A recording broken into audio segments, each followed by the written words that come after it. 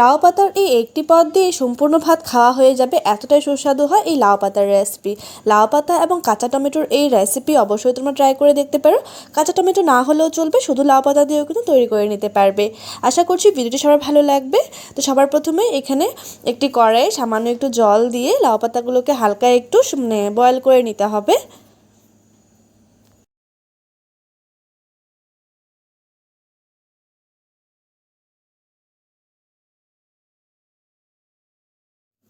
খুব বেশি বয়েল করবো না, সামান্য 1 মিনিট মতো একটু বয়েল করলে কিন্তু চলবে, এতে করে পাতাটা কিন্তু অনেকটাই সফট হয়ে যাবে। পাতাটা বয়েল করা হয়ে গেছে, এবার জল ঝরিয়ে এটাকে তুলে নেব। সেই মিক্সার গ্রাইন্ডারে কিছু শলা কচুকে এবার ছোটো ছোটো টুকরো করে কেটে নিয়েছি। কেটে নিয়ে এবার এর মধ্যে কোনো রকম জল ছাড়াই এই কচুটার কিন্তু একটা পেস্ট আমাদের তৈরি করে নিতে হবে। খুব বেশি একটা মিহি পেস্ট তৈরি করব না, হালকা একটু যেন দানা দানা এর মধ্যে থাকে সেইভাবে পেস্টটা তৈরি করে নিতে হবে। পেস্টটা আমাদের তৈরি করা হয়ে গেছে, আর তোমরা দেখতেই পারছো খুব বেশি কিন্তু একটা ল্যাতলেতে পেস্ট তৈরি হয়নি, একটা ড্রাই পেস্ট আমাদের তৈরি করে নিতে হবে।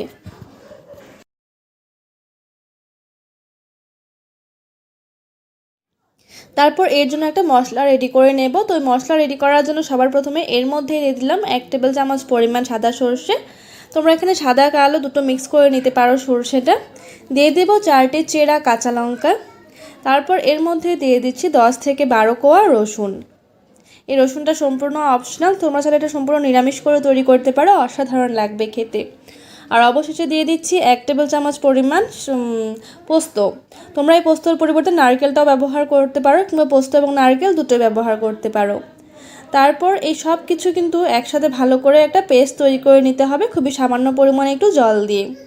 এক্ষেত্রে তোমাদের এখানে একটা টিপস শেয়ার করছি আমি তোমাদের কাছে। সরষেটা কিন্তু সহজে পেস্ট হতে চায় না মিক্সার গ্রাইন্ডারে, তো সেক্ষেত্রে তোমরা যদি হালকা একটু গরম জল ব্যবহার করো এই সরষার পেস্টের মধ্যে, তাহলে কিন্তু খুব সুন্দর একটা মিহি পেস্ট তোমরা পেয়ে যাবে। অবশ্যই এই ট্রিক্সটি তোমরা ফলো করে দেখতে পারো। তারপর এই সম্পূর্ণ পেস্টে আমরা এই কচু বাটার মধ্যে দিয়ে দেব।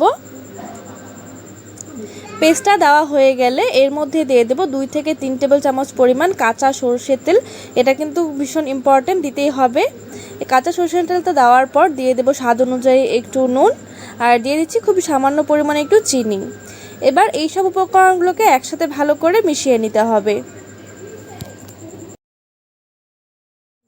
আর কালারের জন্য দিয়ে দেবো খুবই সামান্য পরিমাণ একটু হলুদ গুঁড়ো, আর অবশেষে দুটো চেরা কাঁচা লঙ্কাও এর মধ্যে দিয়ে দেবো। আর দিয়ে দিলাম 1 টেবিল চামচ পরিমাণ জিরে এবং ধনে গুঁড়ো দুটো মিক্স করে।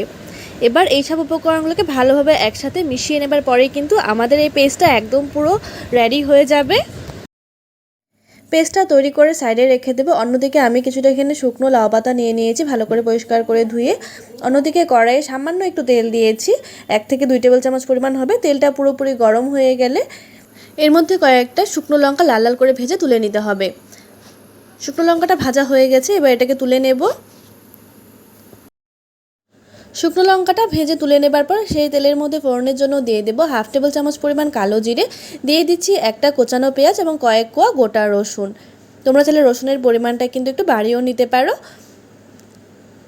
এবার এই তেলের মধ্যেই কিন্তু বেশ ভালো করে পেঁয়াজ আর রসুনটাকে ভালো করে ভেজে নিতে হবে। পেঁয়াজ আর রসুনটা ভাজার সময় কিন্তু আমি এখানে 3টে কাঁচা লঙ্কাও দিয়ে দিয়েছিলাম। ঝালের পরিমাণটা কিন্তু অবশ্যই তোমরা নিজেদের স্বাদ অনুযায়ী দেবে। তো পেঁয়াজ আর রসুনটা হালকা ভাজা ভাজা হয়ে যাবার পর লাউ পাতাগুলোকে কিন্তু এর মধ্যে দিয়ে দিতে হবে।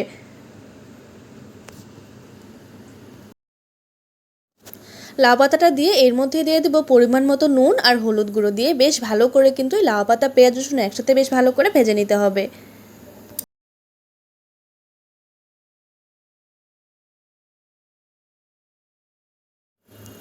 লাউ পাতা থেকে কিন্তু অনেকটাই জল ছেড়েছে, তোমরা দেখতেই পারছো। এই জলেই কিন্তু লাউ পাতাটা সেদ্ধ হয়ে বেশ ভালো করে ভাজা ভাজা হয়ে যাবে। লাউ পাতাটা বেশ ভালো করে ভেজে নিয়েছি। লাউ পাতাটা যখন পুরোপুরি ভাজা হয়ে যাবে তখন এর মধ্যে দিয়ে দেব একটা কাঁচা টমেটো। তোমরা চাইলে যদি কাঁচা টমেটোটা অ্যাভেলেবেল না থাকে সেক্ষেত্রে পাকা টমেটো ব্যবহার করতে পারো, কিন্তু পাকা টমেটোর থেকে কাঁচা টমেটো দিয়ে রেসিপিটা তৈরি করলে কিন্তু বেশি ভালো হয় খেতে। তো টমেটোটাও কিন্তু পুরোপুরি ভাজা হয়ে গেছে, একদম সেদ্ধ হয়ে গেছে, তোমরা দেখতেই পারছো। এবার এই পর্যায়ে এই মিশ্রণটাকে নামিয়ে নেব। অন্যদিকে আমরা যে লাউ পাতাগুলো বয়েল করে রেখেছিলাম বেশ ভালো লাগবে, বানাতেও কিন্তু খুব সুবিধে হয়, পুরোটা বেরিয়ে আসবে না। পাতাগুলো একটু বড় সাইজের হলে এই রেসিপিটা তৈরি করতে কিন্তু সুবিধে হয়। এই পাতাটা ভালো করে ছড়িয়ে নিয়ে এর মধ্যে আমরা যে পেস্টটা তৈরি করে রেখেছিলাম কচু বাটা এবং সর্ষে পোস্তর, সেই পেস্টটা পরিমাণ মতো দিয়ে পাতাটাকে ভালো করে ফোল্ড করে নিতে হবে। এভাবে করে প্রত্যেকটি লাউ পাতার মধ্যে কিন্তু সেই পেস্টটা ভরে এটাকে ফোল্ড করে নেব। এভাবে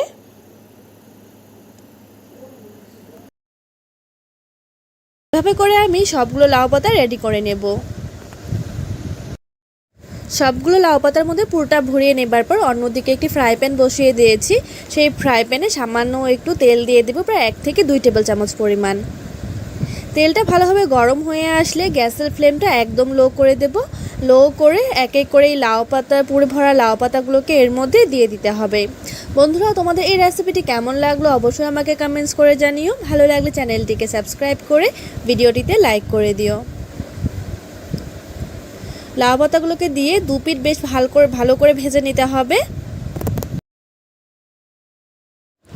এক পিঠ হয়ে আসলে আমরা আরেক পিঠ উল্টে দেব। একটু সাবধানতা অবলম্বন করে এটাকে উল্টাতে হবে, নাহলে কিন্তু পুরোটা বেরিয়ে আসতে পারে। এগুলো ভাজতে কিন্তু খুব বেশি একটা সময় লাগবে না। আমি 2 মিনিট করে দু পাশ বেশ ভালো করে একটু লাল করে মুচমুচে করে ভেজে নিয়েছি। এবার এই লাউ পাতার বড়াগুলোকে তেল থেকে ভালো করে উঠিয়ে নিতে হবে। আমি তোমাদেরকে একটা খুলে দেখিয়ে দিচ্ছি ভেতরটা ঠিক কেমন হয়েছে। সর্ষে এবং পোস্তটা কিন্তু কচু বাটার সাথে একদম পুরো জমে গেছে। একবার তোমরা এই রেসিপিটি ট্রাই করে দেখতে পারো, অসাধারণ লাগবে খেতে। দেখো, তোমরা কিন্তু এর মধ্যে ডিম সেদ্ধ করেও দিতে পারো কিংবা চিকেনও দিতে পারো, যে কোনো কিছু দিয়ে এই রেসিপিটা তৈরি করে নিতে পারবে। আশা করছি ভিডিওটি ভালো লেগেছে। ভিডিওটি শেষ পর্যন্ত দেখার জন্য অনেক অনেক ধন্যবাদ। অন্যদিকে আমাদের এই লাউ পাতার কিন্তু মিশ্রণটা পুরোপুরি ঠান্ডা হয়ে গেছে। এবার শিলনোড়াতে এইসব উপকরণ কিন্তু একসাথে ভালো করে বেটে নেব।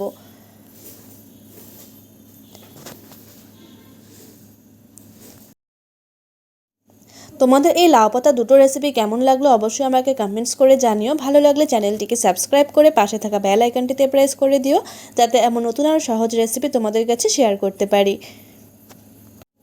লাউ পাতাটাকে কিন্তু বেশ ভালো করে বেটে নিয়েছি একটু শুকনো শুকনো করে। এবার এর মধ্যে দিয়ে দেবো 1 টেবিল চামচ পরিমাণ কাঁচা সরষের তেল। কাঁচা সরষের তেল দিয়ে গরম ভাতের সাথে পরিবেশন করলেই কিন্তু আমাদের লাউ পাতার ভর্তার রেসিপি। তোমরা কারা কারা এই লাউ পাতার ভর্তা খেতে ভালোবাসো অবশ্যই কমেন্টস করে জানিও।